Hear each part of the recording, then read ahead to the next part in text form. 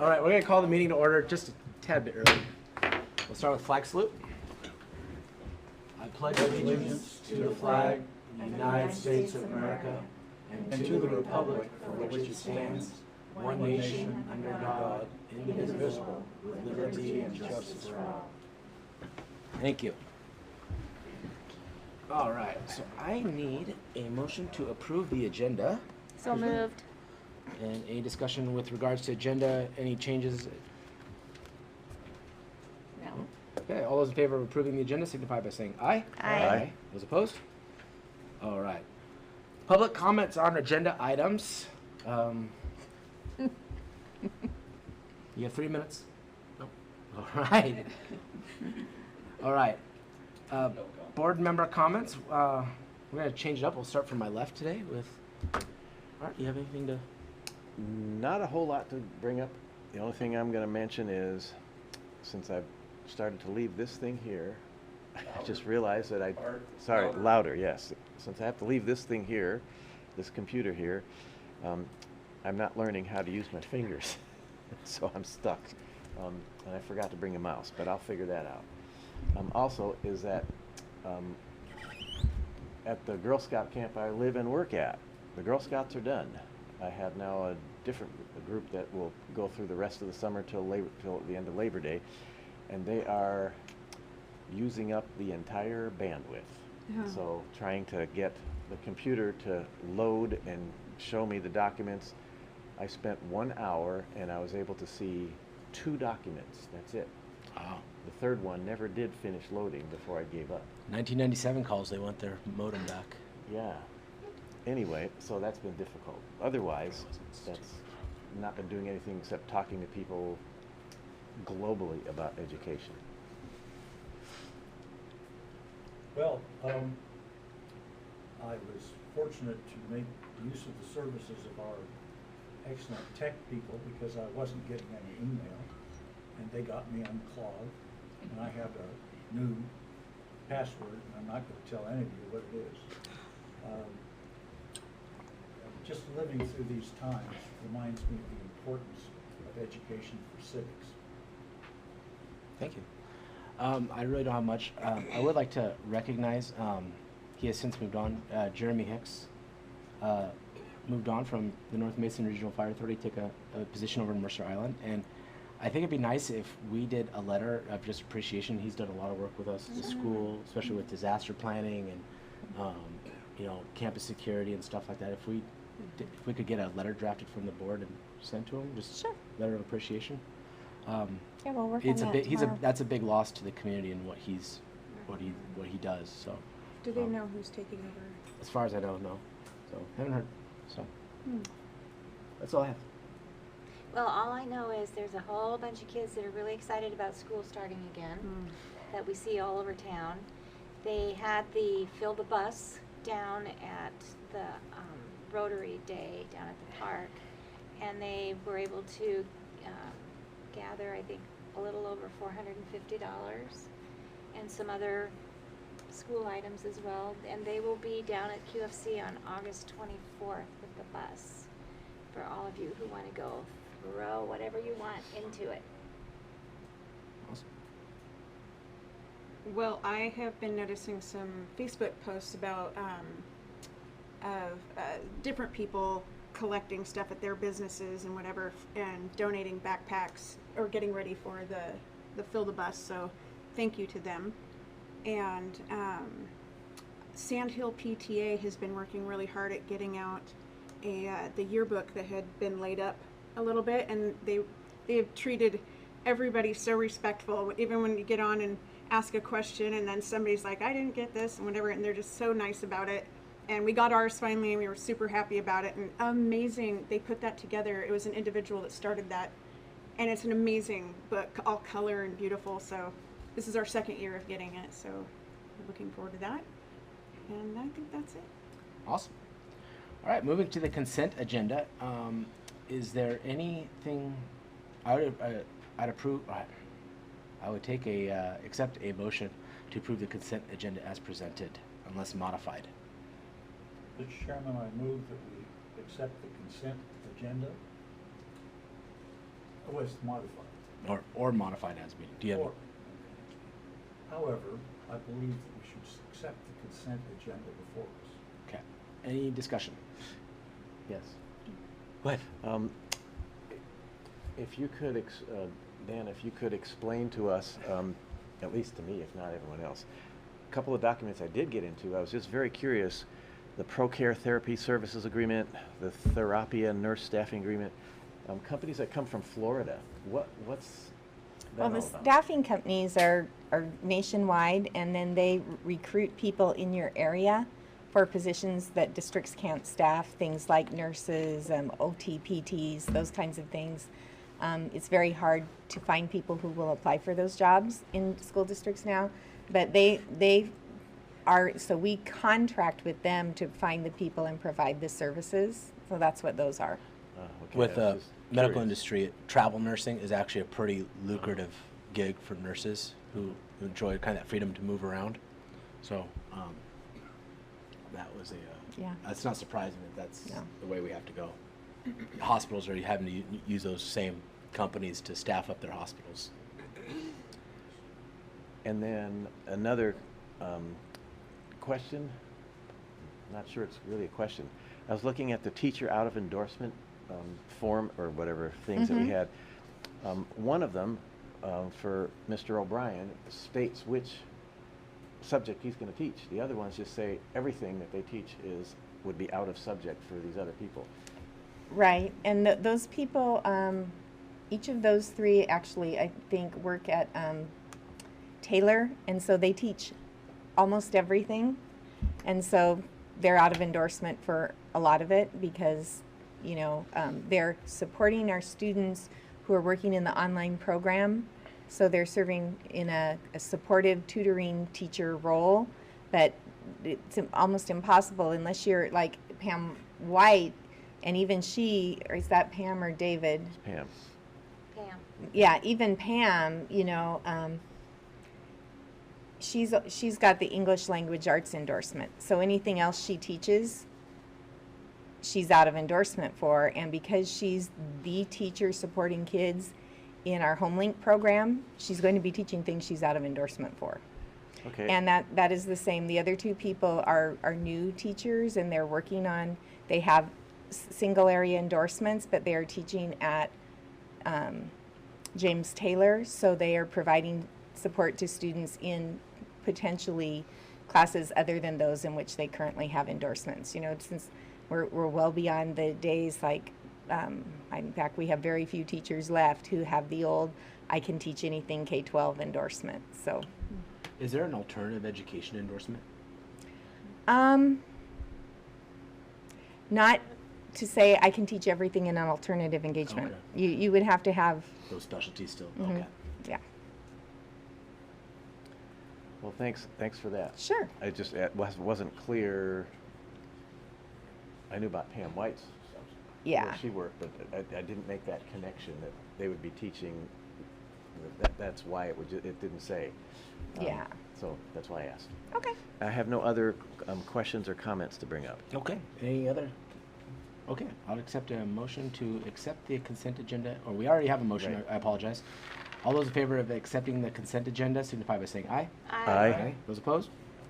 All right, consent agenda is passed. Moving on to number 3, the 2019-20 budget, the budget presentation. Ashley, you're up.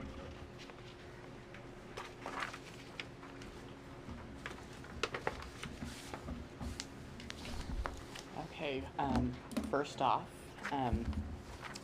currently under the weather, so I'm gonna try to get through this the best as possible. The longer I talk, the worse my voice is gonna go, so bear with me. So, this is a very, very short overall budget slide, just showing general picture of where we're gonna be with enrollment for both students, staff, and then all of our funds. So this is our 10-year enrollment trend. It shows you where we started in 2009-10 through 2018-19. And you can see that we're on the steeper incline side of our student enrollment currently. Last year, at the end of the year, we had averaged 2,247. The budget for 1920 was done based off of 2,260 FTE enrollment. So you can see we sort of went on the conservative side as far as the enrollment goes at only a 13 FTE increase, just to make sure that we were budgeting for our average last year plus a tad bit more to see where we end up come September. Our staffing 10-year history.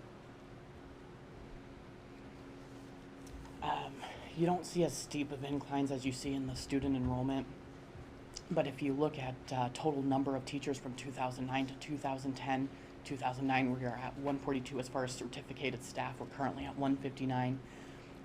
Where you see the larger increases in classified support. In 2009 we are at 121, and we're currently, as of 18-19, we're at 158. For 2019-20, we're budgeting 167 for certificated and 160 for classified staff. So this is a larger overview of our general fund. The budget summary document that was provided goes into more detail in all of these areas.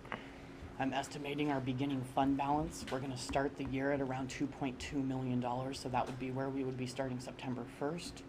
The revenues that we're anticipating collecting on enrollment of 2,260 would be $35,562,568. Our expenditures, though, when we created the budget, we created the budget knowing that we needed to add some fund balance back to get us to that 8% minimum. So that's where you're going to see these expenditures are less than our revenues. It's to bring that ending fund balance back to 2.8 million where we need it to be in order to cover payroll during those low apportionment months. So with our expenditures at 34.5 million and our transfer out to the debt service fund to pay for the non-voted debt of 434,000, that would put our ending fund balance at the end of 1920 at 2.8 million. So capital projects fund, the revenues in this, it's finally going to vary from prior years. In prior years, a lot of our revenues was state match in that capital projects fund.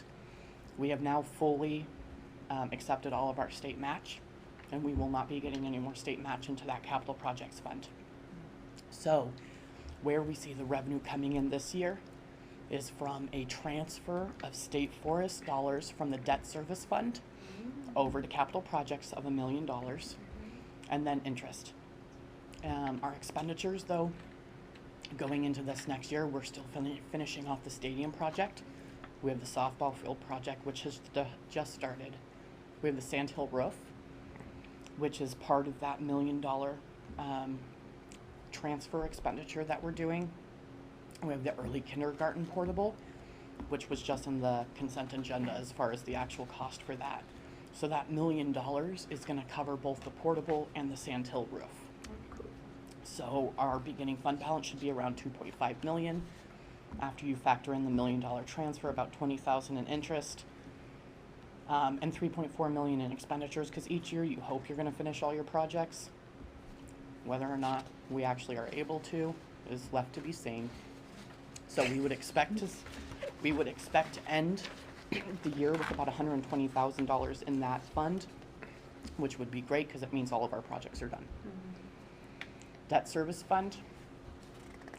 So in this one, we have our local property tax, our timber excise tax, and general fund transfers that go into it.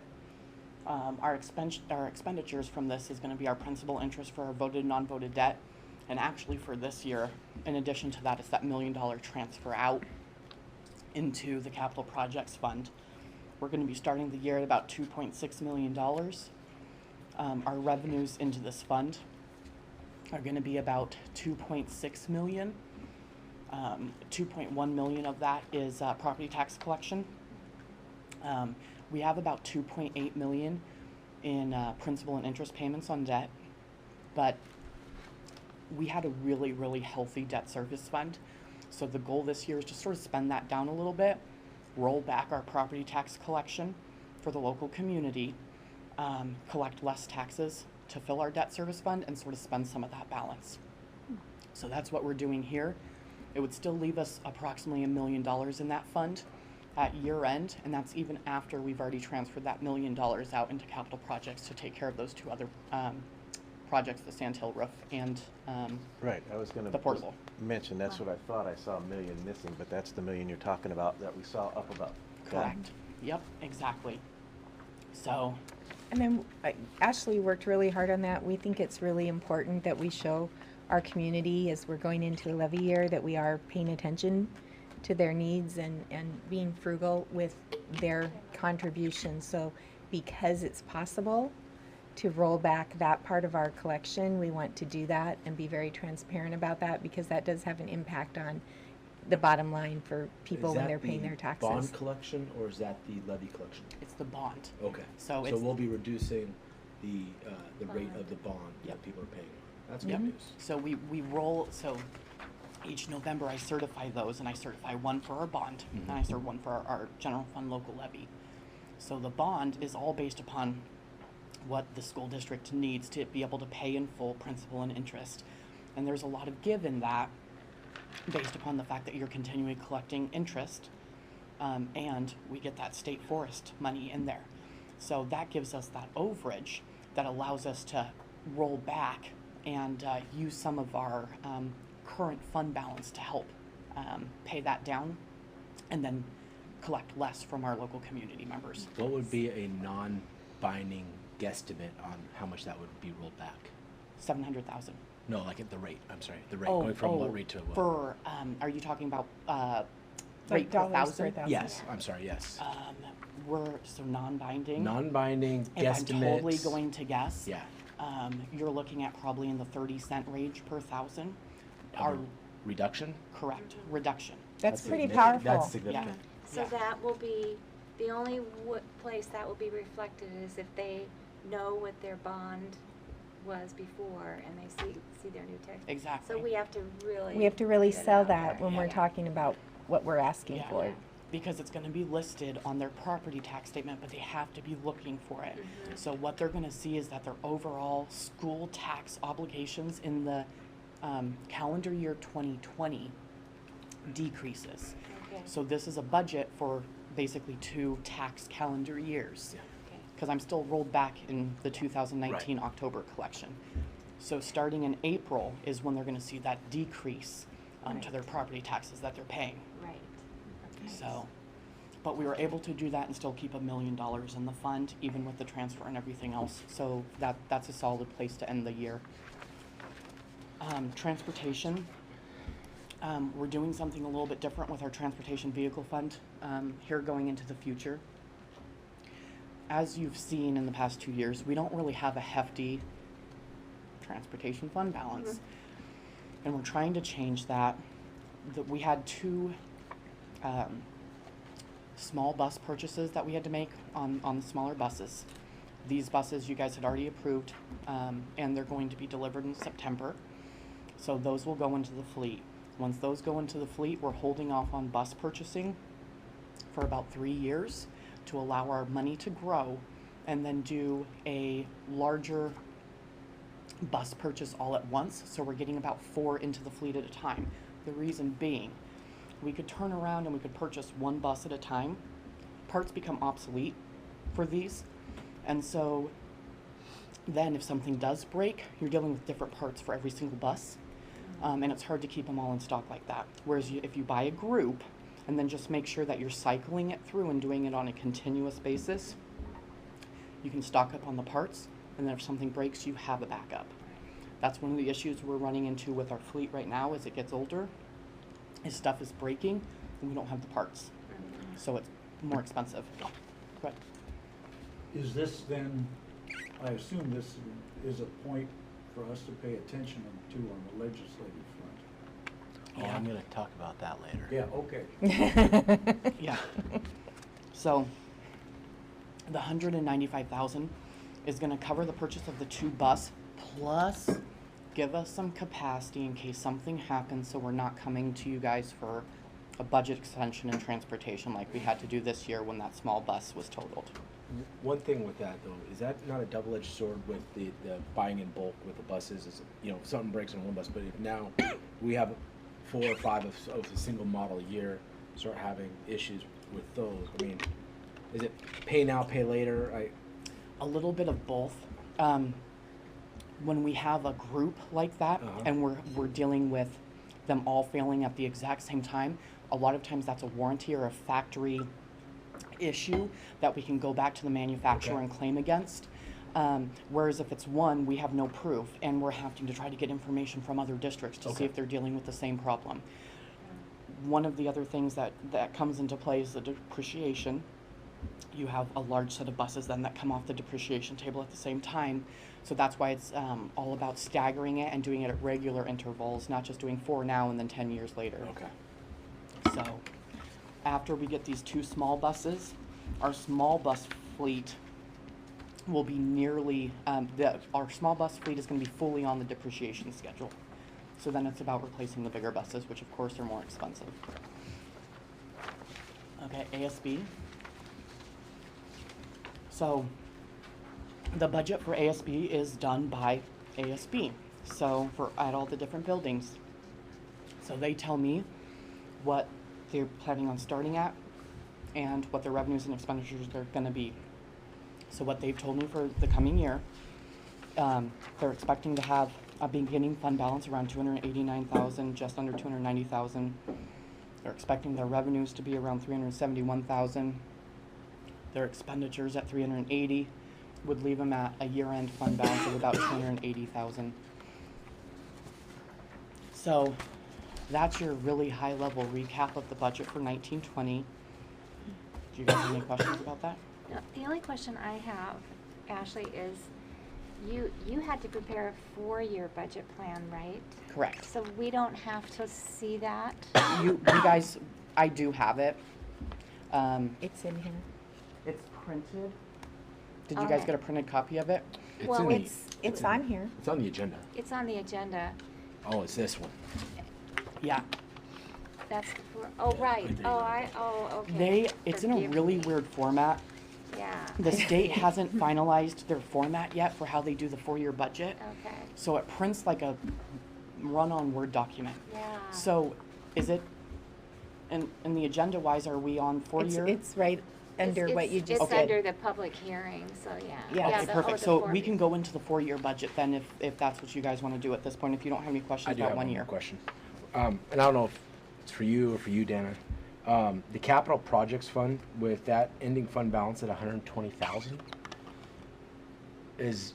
should that be higher just for unforeseeable issues, or Yeah, as we, and what if so, what's the plan to? that's the ending fund balance for this year. So yeah, we went to build more of a cushion into Mhm. that. So as we're building budgets moving forward, and we will be adding some dollars into there, but we're kind of in some weird constraints with how we present this 4-year budget because of what we can say since we're going into a levy year and how Mhm. we're going to spend that money or not. So we're kind of conservative in some of the columns that we wouldn't necessarily, that wouldn't be what our budget would look like when I bring it to you next year. Right.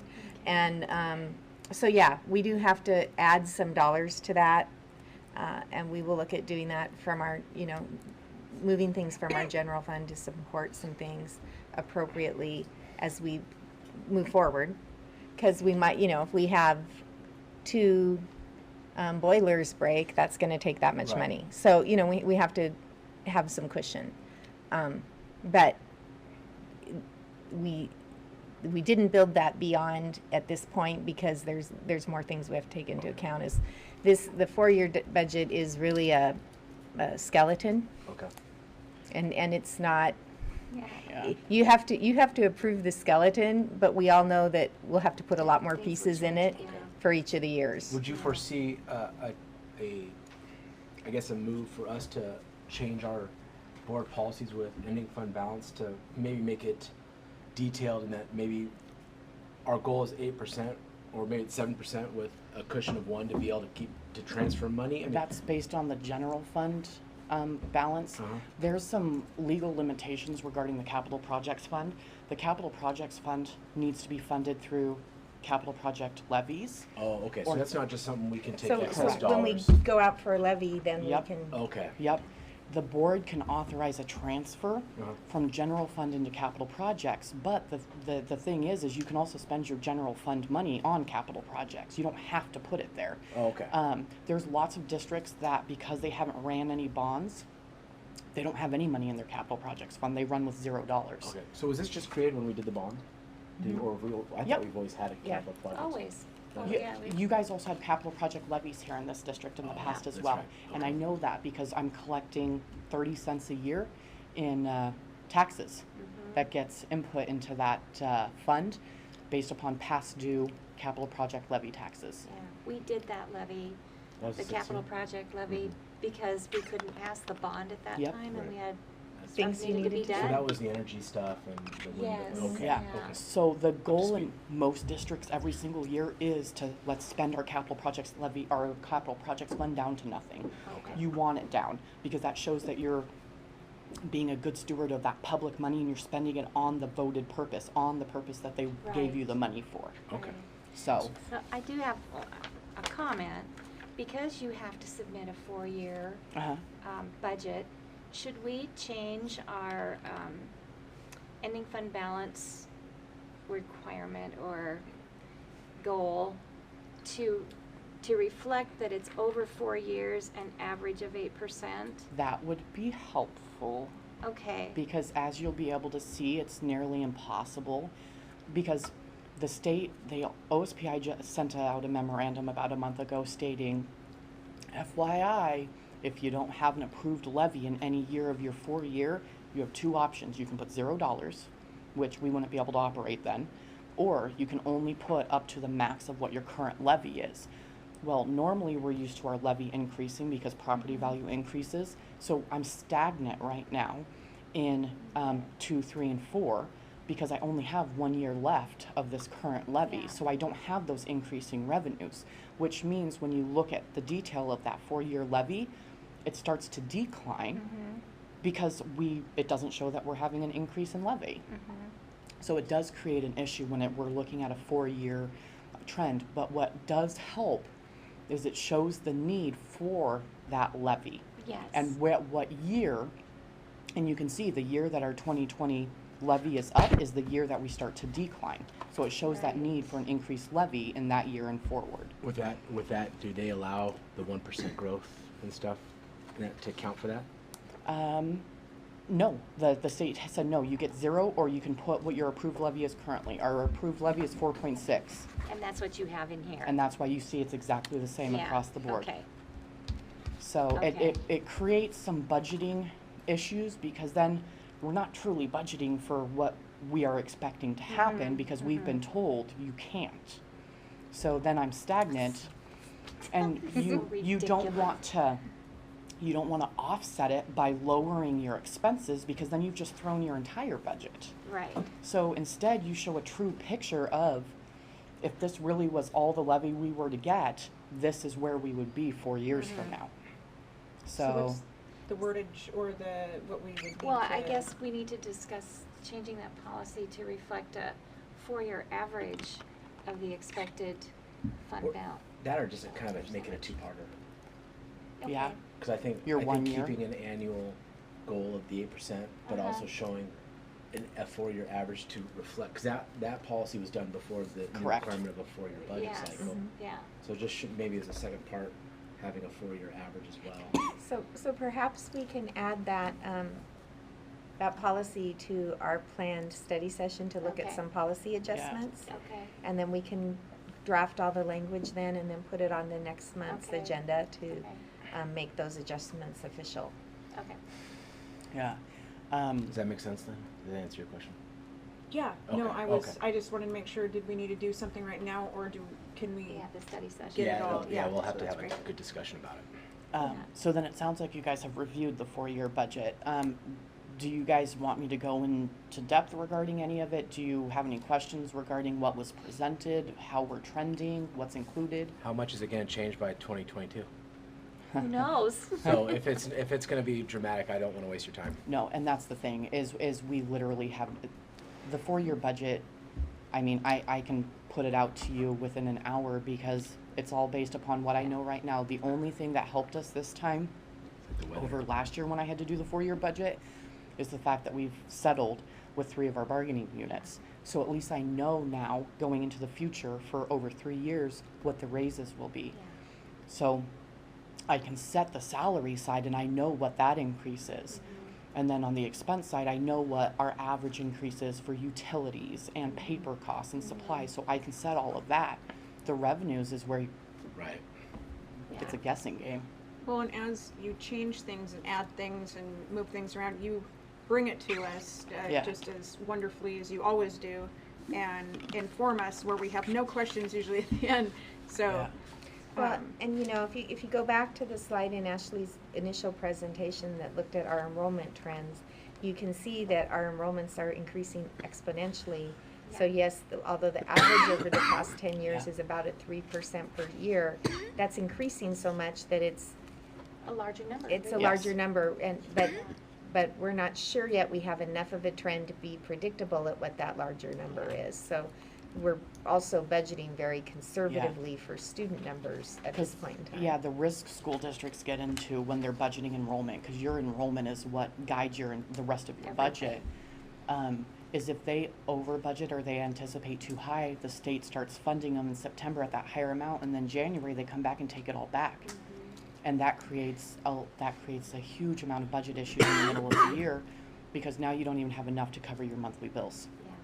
So it's So- just like the weather. Wait 5 minutes and it'll change. Exactly, you go. so we'd rather budget lower and then anticipate our expenses at the lower amount. And if we budgeted too low on that enrollment and we do get more enrollment, I've built revenue capacity in on the revenue side to be able to offset it, Okay. to allow for our expenditures to increase Okay. without coming back for a budget extension. So there's that placeholder, and I discussed that placeholder during the last meeting to allow for that change. You put in a placeholder for both the revenue side and the expenditure side. It offsets each other, but it allows us to collect more revenue and spend more. Well, good job. Thank you. That's all I can say. I'm glad you're doing it. It's been, And thank you. By the way, and maybe this isn't a question for you, I'm just curious if the 2 elementaries enrollment is pretty equal. Well, there have been some changes. Remember, we Yeah. approved a boundary revision that Right. would move approximately 50 student attendance area from Sand Hill to Belfair to bring it more equal. But we also had a condition that last year that surprised us a little bit, in that Belfair Elementary's enrollment dropped by 30 students from the beginning of the year to the end of the year. Oh. So Yeah.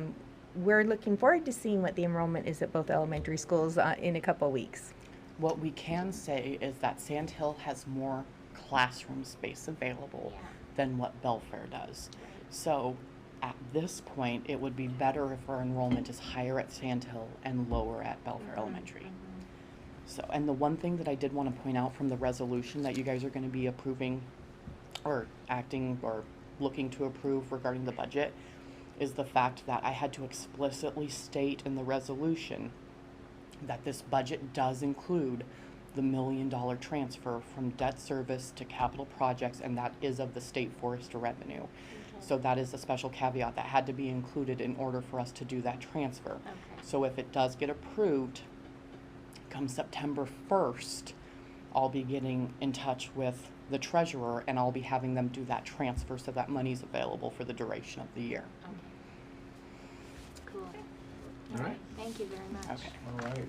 So we're going to pause this, and we're going to open up a public hearing for the 1920 budget. Yeah.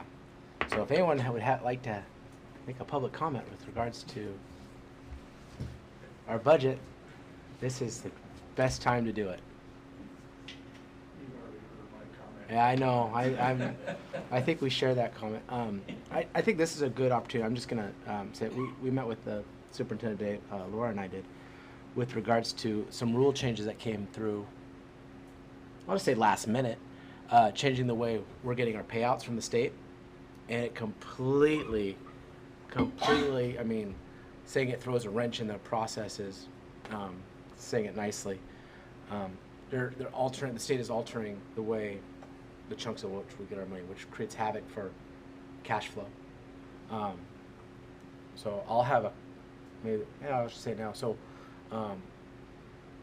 we were seriously, I mean, we were at risk, we're still at risk of pushing that 8% of being underneath of it because of that cash flow change. So that's a significant hindrance that the McCleary fixed for us. Yeah. So that's my soapbox. It's collateral damage. Mhm. Well, and you know, like as you know, we have a very strong business office. So if we had had that rule change notification earlier in the budgeting process, we wouldn't have skipped a beat. But getting it after actually the whole budget was prepared and ready to present to you guys, and then we had to sit down and go, okay, what are we going to look at here? Was very stressful. Ashley probably has her first gray hairs as a result. And but our administrative team did a really good job under Ashley's leadership in figuring out how to put the district in a healthy position for the whole year, even though the state changed the rules at the last minute on when they're going to give us the money that we are supposed to be getting from them. Okay. I wonder if Dr. Repair doesn't have some condition. I'm not used to silence. I have been told by multiple people that I talk too much. I'm shocked. I'm trying to reform. Well, barring any other testimony, we're going to go ahead and close the hearing and back into our meeting. And we'll come up with the item C, 3C, 2019-20 budget resolution adoption. So in the absence of testimony that demonstrates that the budget as presented conflicts with executive requirement policies, the administration recommends that the Board of Directors approve and adopt the 2019-20 North Mason School District budget and summary four-year budget plan as presented in Resolution 15-G-19. And I would entertain a motion to approve that resolution. Mr. Chairman, I move that we accept the budget resolution and approve document 15-6-19. G-19. G, that's what it is. 15G-19. Yeah. All right, any discussion? 15G-19.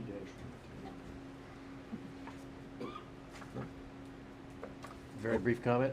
Thank you again, Ashley. I'm just more and more all the time impressed by how you can make me understand this stuff. It kind of reminds me from the show The Office. Pretend I'm a 5-year-old. So, okay, all those in favor of approving resolution 15-G-19 signify by saying aye. Aye. Aye. Those opposed? Resolution passes. Item 4, Board Development and Linkage Superintendent Update.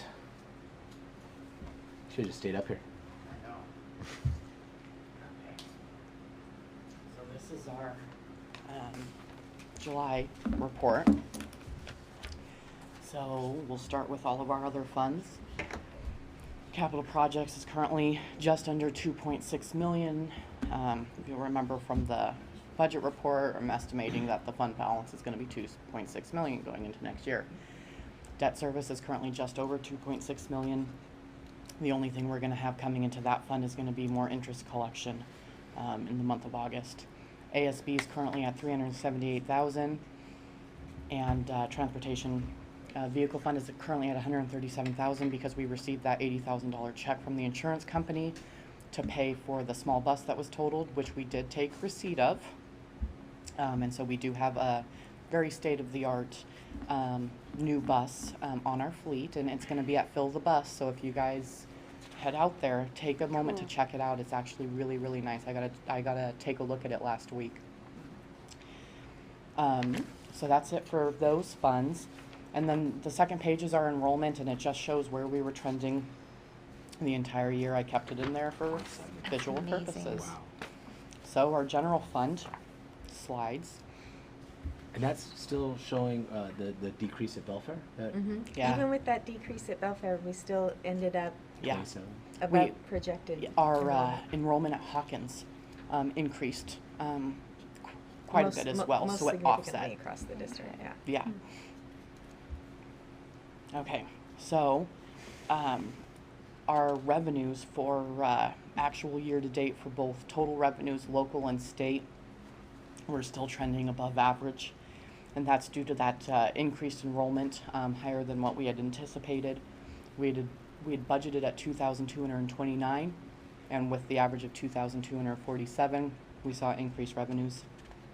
And we also received additional grant funding that we weren't anticipating receiving this year, due to some grants being written by admin that got approved. The one thing that I like to point out on the revenues each time is our state forest collection. So whereas last year we were over a million by this time, we're at 142,000, which is still nice and more than a lot of other districts are getting. So that's where we're at with the revenues.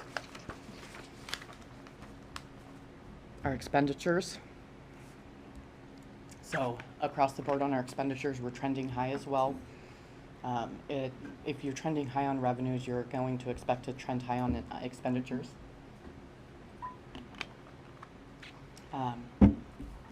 Across the board, there's no huge change though as far as our actual expenditures go. Do you guys have any questions regarding our expenditures? No. So here's our fund balance trend.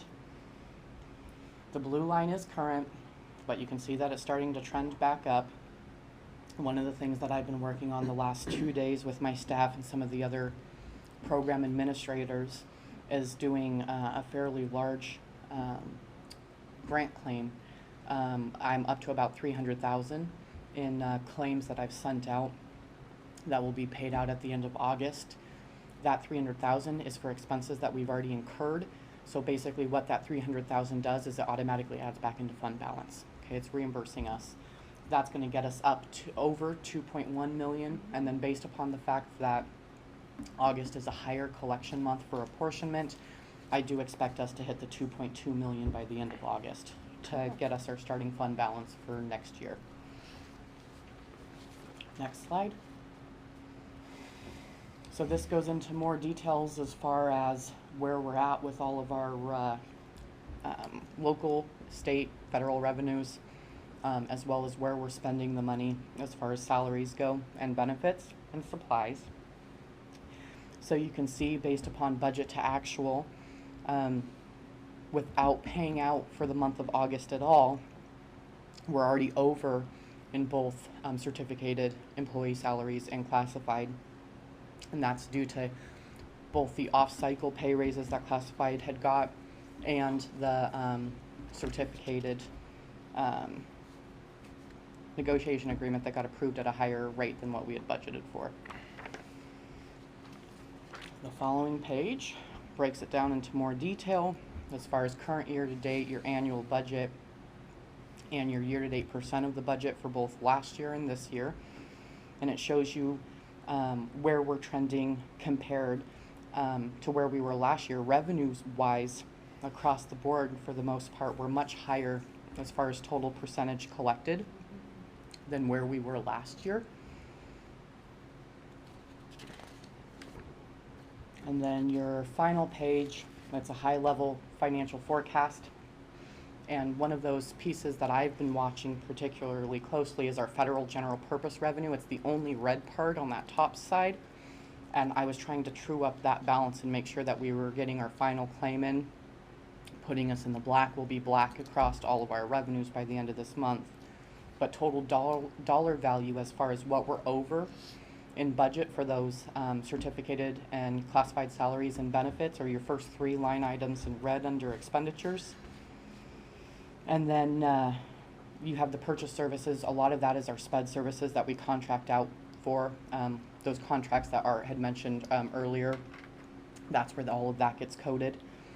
And then we changed how we were coding travel this last year, and that's why you see that amount that's over the 126,000. Oh, because technically only $1,000 was budgeted. It wasn't that $1,000 was budgeted, it was that we were splitting out the coding into different coding in previous years, and what I did is I put it all in one pot so we truly know what we're spending on travel. And then you have your capital outlay. So that question that you had brought up earlier regarding the capital projects fund, we spend money on capital projects and we spend it out of the general fund. Okay. And it's considered capital outlay, and this is where it gets coded. Okay, great. And then we have our transfers, which is our payments of our debts to our debt service fund for our non-voted debt. So that's where we're at for the month of July. Do you guys have any questions? I do not. Nope. Perfect. Good. Okay, thank you. Thank you. Thank you, Ashley. Thanks, A lot of Ashley. hard work. We appreciate it. All right. So just briefly on teaching and learning, August is always such an exciting time because everybody's coming back. Not just the students are excited, we're getting things off the ground. But one thing I really want to highlight, last month you all approved the new student discipline language that, as you know, we've been kind of in a cycle of the legislators updating that every year. And it's very significant in the fact that it creates a system of approaching student behaviors that is very student and family centered and engages all those stakeholders in the process and in the process of learning as part of what happens when we make a mistake and we have to get in trouble. So our assistant principals took the lead in creating all of the new documents that need to be available to families, the new handbook pages, the new doing presentations and training for all of the staff on what this means for them every day in school. And they've done an amazing job, and I'm really proud of them. And so they will be presenting and teaching their staff about the new things they need to understand in the next couple of weeks. And they have prepared the handbook pages, and those are getting translated appropriately. And they've done a great job of getting us ready to go and starting the year.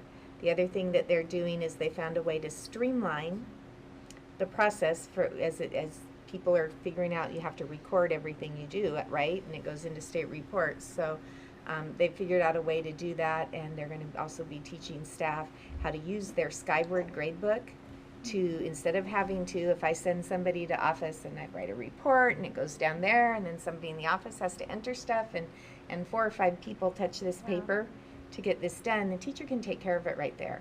Great. And the teacher can also right there record all the things they've tried already, because that's part of the process is we have to try other things. And so it's going to create a really nice footprint and timeline, and it's going to share that information with the families so that they're getting the story directly from the teacher about what's going on. So I think it's going to be very positive for our interactions and supporting our kids in improving their behaviors. So that was really cool. And next up, we have a very special presentation from Joan Moore, Assistant Director of Facilities. We are now final, and our building inspectors did the final inspection, and the health center is now open. We have a slideshow of a PowerPoint for you from the beginning to the end, and then afterwards we will be taking you over and showing you the final product. This we found are pictures. You can see the risers in the back. This is at the community gym. It's the old music room. You can see how small and tight the area was. There was 5 risers in a stage. The next slide will show you this is our blueprint. So you can see the risers in the back. There was also a whole slab of cabinets against the wall, and on the right side they had a storage room. So this was the plans that we presented to the Mason County for our permit. And then the 4 rooms on the bottom were the practice rooms for the musicians. Our next slide is our plan for the health center. So what we did is we took out all the risers, and we had an abatement situation because the building was built in 1962.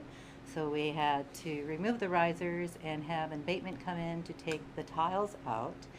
And the 3 rooms in the back are the 2 examination rooms. The room in the middle is the lab. On the right side in the in the back is their IT storage. On the other side, we took the one room on the very right. It had a wall, it had cupboards. We took those all out, made it one consecutive room. There's going to be another room in the middle for offices. The third room on the left is going to be mental health, and the last room is going to be their storage and medical storage room. What we had to do on the far right, you can see the indentation of the door in the very front lower right. With our building permit, we had to upgrade since we had to become in code since the building was 1962. So we had to actually move the wall out to make it flush in the hallway. And our third slide, that was the demolition of all the risers. As you can see, we took all the, in the back, we took all the cabinetry out. Next slide. That was the other side of the room. Next slide. We are showing up the walls because we had to put plumbing in for the labs. And next slide. That is our room for our boiler. The health center has no access to that. That is basically North Mason School District. So we're the only ones who have access in the boiler room in that side. Next slide. You can see the maintenance staff were the ones who built this room. And this site, I'm very proud of them. They did an exceptional job. We worked very hard. Mike Fletcher is our carpenter, so he did the planning, the building of all the rooms. Next slide. Our electrician, Ron Green, he is a godsend. He flushed all the wires down to the home runs, making outlets. He crawled through the ceilings to get this done. Next slide. You can see on the right side where the ladder is, we had tons of bulletin boards. There must have been over 2,000 holes from all the past things. We filled everything. Next slide. You see the cupboards in the middle of the room. We repurposed all those cabinets from the old district office.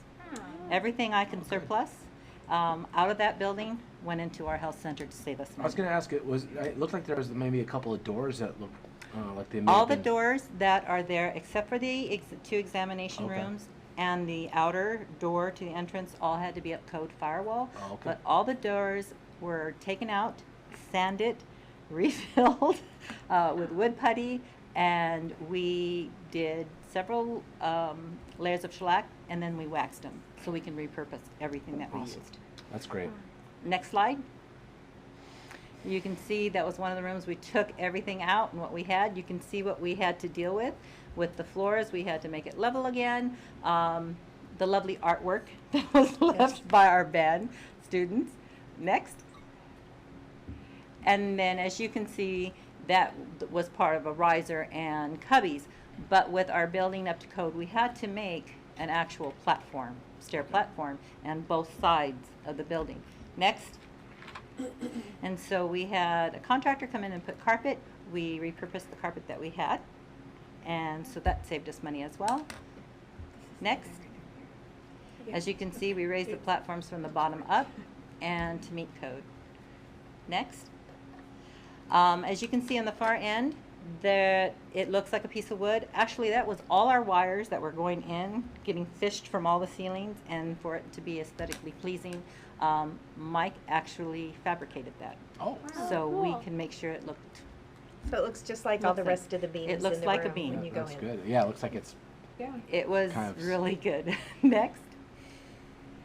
This is the installation. We had Silverdale Plumbing come in and do our plumbing. All they did was plumb up to the wall. Our guys plumbed everything else. Wow. So this is the examination room, and when we go over next, you'll see how well it's improved. Next. This is the carpet laid straight out from the left side of the building, looking in, and you can see the dramatic change that Yeah. this room has taken. Wow. Next. And this is the wall that we had moved out. Mike had to fabricate that to become code-wise. So that was something that we were not expecting and got changed in the middle of our build. What we did is we repainted the whole side. This is the entrance for the health center. This is just their entrance. Okay. We're gonna have everybody use the right side of the building for entrance. We repainted. We used, instead of going the deep bulldog colors that we didn't have anymore, we've had some very nice gray. So we color coordinated with our schools around our campus. Great. Next slide, please. As you can see, the 3 rooms that we add, and this is their lab, we had to fabricate a ceiling to bring it down, and our guys did wonderful. We also put in fans, exhaust fans, so we can get airflow in both rooms and the middle of their lab. And it's a full service lab. Next slide. This is the angle from the left. Next slide. And again. This is our first examination room. Again, we repurposed all. We added a sink. Next slide. That is the finished lab. What they'll be adding, as you can see when we go to tour it, there will be a freezer, a refrigerator. There'll be all sorts of lab equipment. Next slide. And that is the last examination room. Next. And that is on the right side of the building. You can see the improvements we have made. Next. And this is the first office space. You can see they took down all the cupboards, repurposed some of the lighting, and got brand new lighting with LEDs to make it brighter for an examination room. As you can see, we used the doors, and there's circles on there. Those were the deadbolts, but we fit it. Mats, everything we can repurpose. That was before we did some of the door work. They look wonderful now. Next. That is going to be their office, mental health. Next. And that will be a locked facility because that's where they'll be holding their medications and their storage meds. Oh. That is our entrance to our boiler room, and we repurposed the tile from our North Mason School District, so we didn't buy any carpet, any tile, Wow, nice. any furniture that we had to except the plumbing. Amazing. Next, I think that's last. And that is the sign that will be posted outside. It's going to be in the circular area. I'll show you where it is. And it is designated for our North Mason students and staff. What's the SBHC stand for? School-based health School-based center. health center. With regards to medications and storage,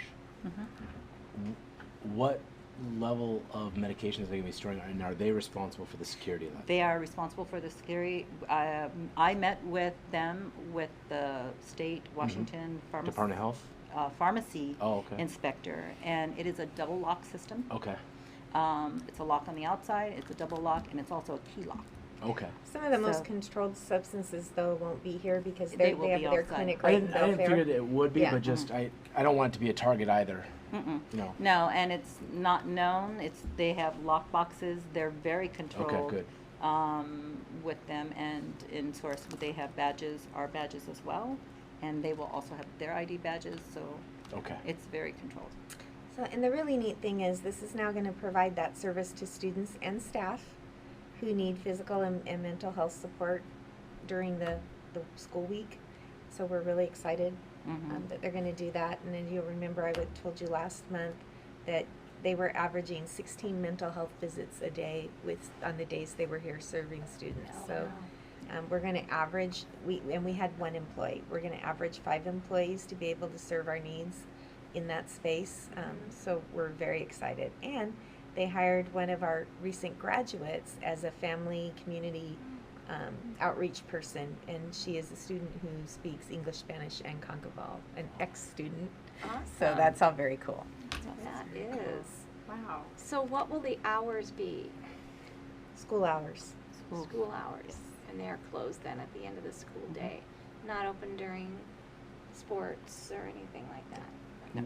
One of, Except that, they're going to do certain clinic things, and they'll be attending open houses and doing things and doing some trainings for families and kids, and they're going to do sports clinic physicals, and they're going to do immunization clinics and things like that. So how can they reasonably do some of those services if it's just during school hours when the kids are supposed to be in class? So is there not a lag kind of before or after that? there's some. Okay. But Kids will be able to be dismissed from class to attend an appointment, Okay. just like they are And they're if great. you call and say, I'm picking Okay. Nice. Nora up to go to the doctor. So it's Okay. the same thing. Well, and our parents don't have to come and pick them up. You know, they can just walk to their appointment. That would Right, be and we'll have a check-in, check-out system, and they are very clear and have shared with our staff. There are specific rules about when they can talk to a kid without a parent and when they That's can't, nice. and it's very well Okay. controlled. Are we ready to go? We're ready to go. Okay. Would you We're gonna like to have a recess tour? for, what, 20 minutes, 15 minutes? 15 Yeah. minutes. 15 minutes to go tour, so.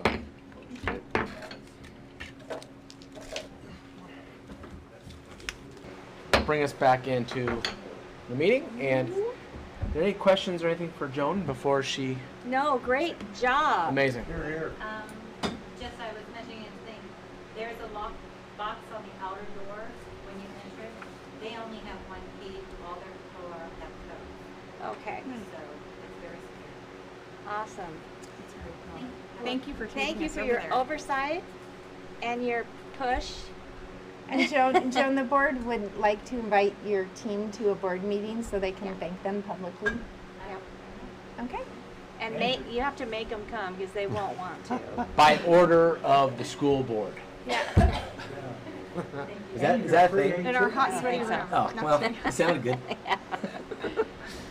Okay, moving on to, did you have anything else for your report? Nope. Okay. Upcoming board letter columnists. Art, you have August. It's done, it's turned in. Awesome. I have to mention, Dana wrote it. Oh, She gave me notes that were so good that all I had to do was kind of copy, cut, and paste. Wow. Good job writing it, Art. Yeah, thanks. And then I have September. So 5, assurance of organizational performance and policy review are monitoring reports. The first one is board superintendent relationship policies, and I'm assuming that there was no. we don't movement on this. monitor. We don't monitor ourselves there. Unless anybody sees anything else, but everything, you seem to be asking appropriate questions, and if use has not revealed anything amiss, I think we should check. Yeah, I didn't. There's nothing to accept. Yeah, that's not an. Except I think this was just This- so we can move to next month to see if we need to make any changes to it. This- Right. You had discussed a few of those that you wanted to look at, so that's Right. part of what we will build into that Study session. September Yeah. study session. All right. So 2 is ER1 expectations of the superintendent, and you have the report in front of you. Administration recommends the board finds the superintendent performance to comply with ER1, which is expectations of superintendent monitoring, or expectations of superintendent. And now I'll accept a motion. I move that we find the superintendent's performance to comply with ER1, and I'd like to read it because I think that it's critical for anybody who's watching this school board meeting to know what those expectations are. Okay. They're pretty broad. The superintendent shall cause or allow only those practices, activities, decisions, conditions, procedures, or organizational circumstances which are lawful, ethical, safe, respectful, prudent, fair, equitable, dignified, and in compliance with contract, state, federal law and regulation, board policy, and collective bargaining agreements.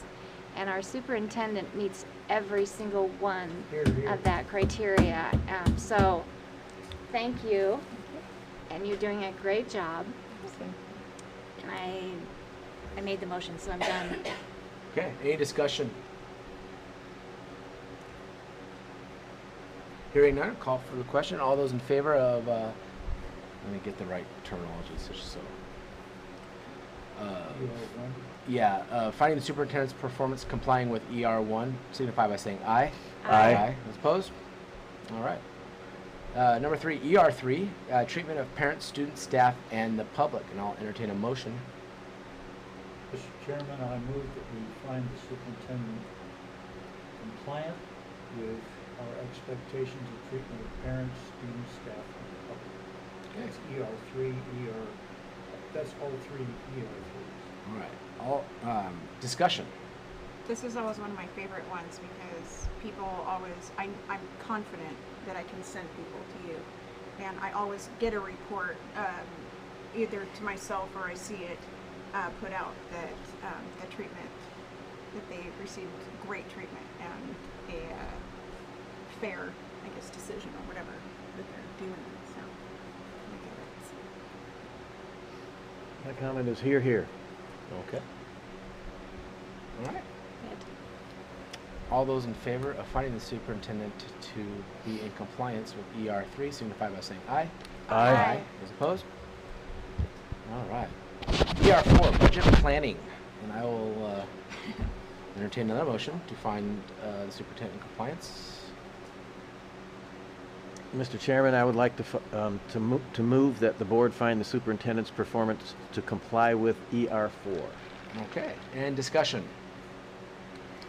This is where I will discuss. We had met with the superintendent today as part of kind of our weekly kind of check-in, and to kind of go back to the budget summary with regards to how the state is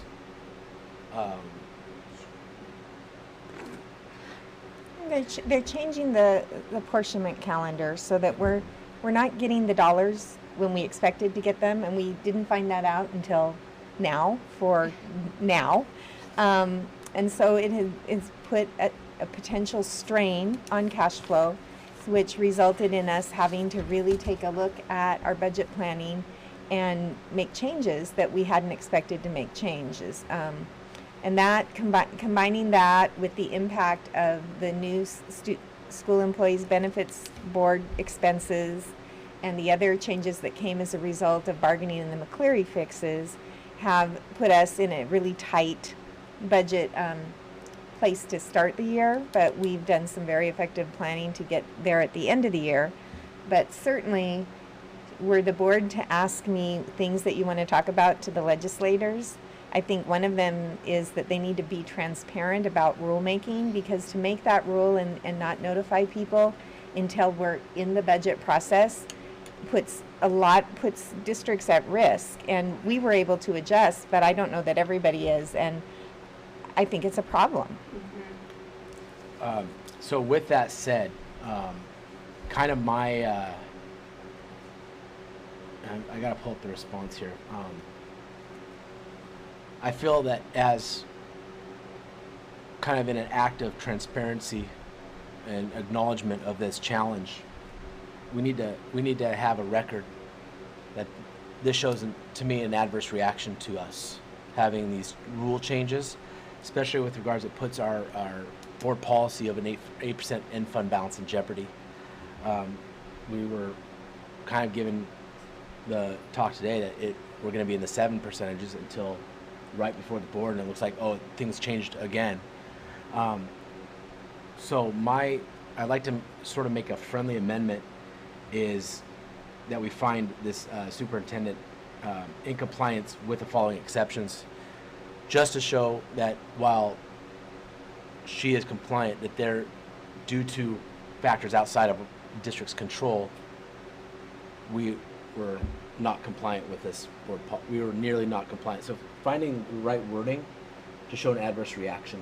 Well, I think does that make sense? what you're trying to say is that we just approved a budget that was pulled together along with a 4-year budget plan, even in the face of an additional legislative requirement that has put us in a negative position in terms of maintaining the 8% budget reserve that we specified in policy.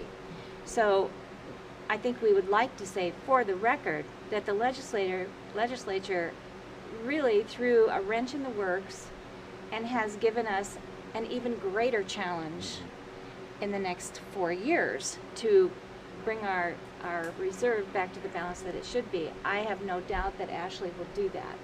I have great confidence in her and in our superintendent. But I think that, I agree, I think the legislature needs to be informed that if they're not going to be transparent in how they make those decisions that affect our financial status, our financial condition as a school district, it puts us at peril. Yeah. So finding a way to have that recorded. Yeah. So You what getting all that, Denise? I would, what I would suggest is making comments to whatever, however we vote on this particular motion. The motion right now is strictly for the final Right, compliance. superintendent's Right. performance with, and that is the point of what we're doing here. But we are certainly not restricted from doing something completely outside the scope of this, writing a letter that we all sign or we all agree to or whatever to the superintendent can take to the whoever, or you can or whatever. And I think that would be the more effective thing to do. Putting it just in here, they ain't going anywhere. And that this is really Yeah. a superintendent's evaluation document. Yeah, and I guess where I'm going with that is not as a punitive. Right. Yeah, it's this not a is punitive not a action. reflection of the work that No, she did. but it does so- show that we did not hit. We potentially. I mean, I don't think we have a final answer on it, but we're in danger of not hitting our that policy of an 8 to 10% ending fund balance. So that needs to be documented. Is it non-punitive because it's outside of our control?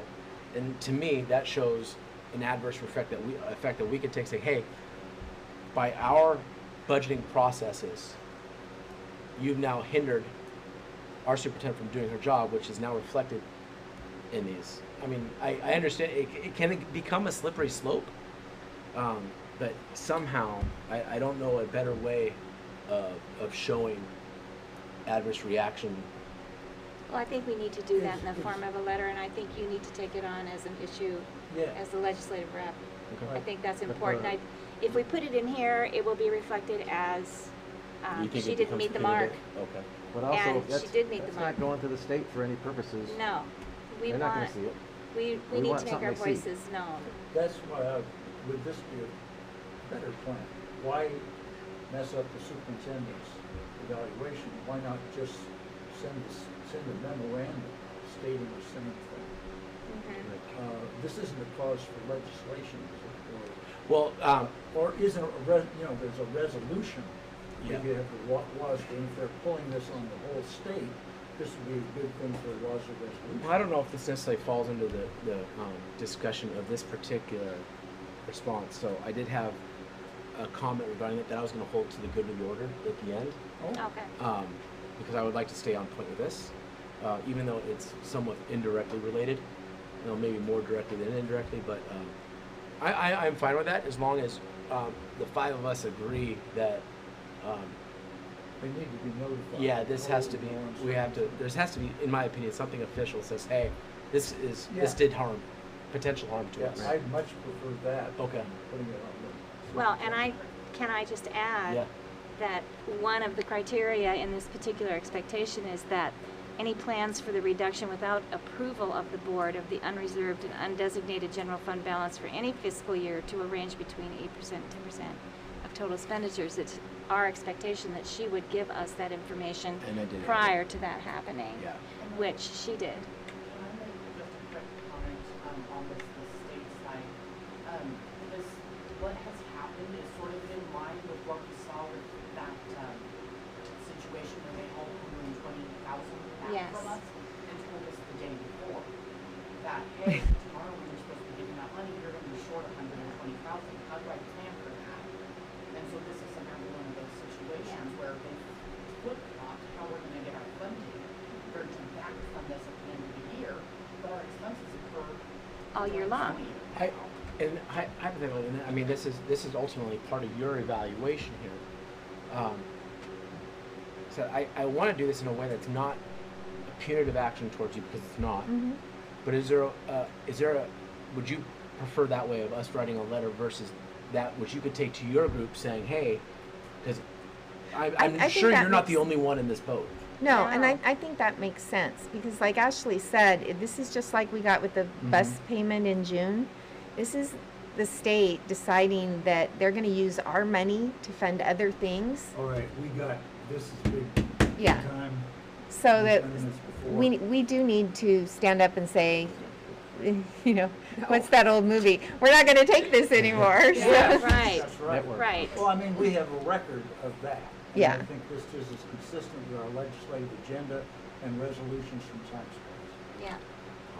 Yeah. Any other discussion? We beat that one up. So Yeah, we did. there is a motion on the floor to find the board performance to comply with ER4. All those in favor signify by saying aye. Aye. Those opposed?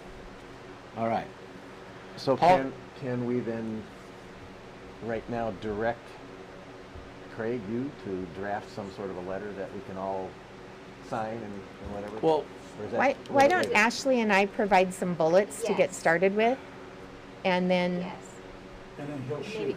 yeah. Okay. Just direct him to work together with them Yeah. when they're They ready. changed, yeah, you understand. In my good order, I'm going to address this. I got it, I think, planned out in there in the head. That's So we're the gonna hammer the sense state. of the meeting. Yeah. Okay. So policy review. Opportunity to discuss, propose, or make revisions to the following policies. Well, did we vote on that last one? Yeah. That one passed. Yeah, these ones Okay. are all that we Okay. did last month. Okay. It- And we are having the special board meeting on the 5th of September to deal with a lot of this stuff. the 12. 12th. 12. Sorry. Yeah. Oh. Yeah, but these are, so that we did not indicate a need to revise these policies during a monitoring review. However, this is an opportunity if anybody has anything that they'd like to change this. Yeah, it's the GP ones we're gonna focus on, I In this guess. study The other session. ones, we've done our thing. All right. So adjournment, good to the order. If you guys don't mind, I'm going to start off. We have that meeting, the study session on September 12th. It's right before I go to Legislative Assembly. So what I would like to do prior to the meeting on the day is maybe form some legislative priorities you'd like us to handle, you know, one or two. My thought on this one is, with regards to this situation, is somehow find a way to, whoever has rulemaking authority, for transparency and some sort of advance notice other than a month out, 2 weeks out, or a day out. During budget planning. Yeah, there has to be leeway and room for us to manage, because creating cash flow problems, all this does is a lot of the districts that are hurting, that will be hurting, it puts them in really bad position, especially with the binding conditions. I'll never remember that one. And by no fault of their own. So I think, especially we're lucky in that we still have a good cushion, but sometimes it kind of goes back to the strong have to defend the weak, and we're in a strong position. I think if we can show. And if they don't hear us, they're not gonna make any effort to change. Right. Yeah. So that's one thing I'm going to bring to the study session, but Great. it'd be helpful to have your guys' input before going. That way I can discuss with colleagues statewide and hopefully get some momentum going into the legislative session. What was that date again? The 12th, The 12th of September. Thursday, What time? 6:30. 6:30 here in the Okay. boardroom. All right. So that was my good yard. I really appreciate your guys' effort on this. Thank you. I know it's not easy to have to deliver bad news,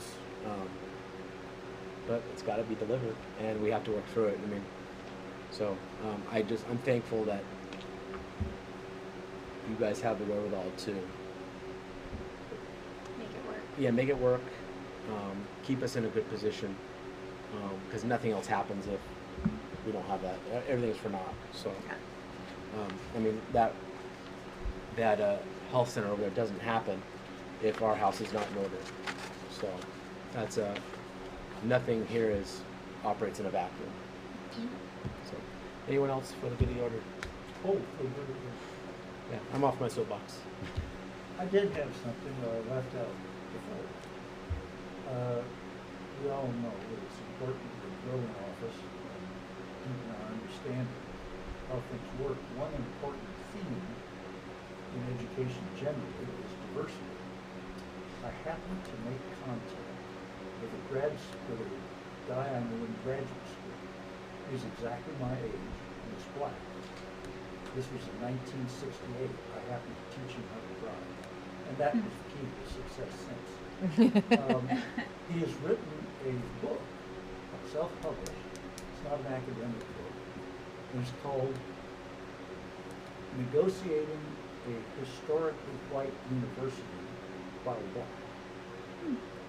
This guy came from the lowest of the low in Johnstown, Pennsylvania.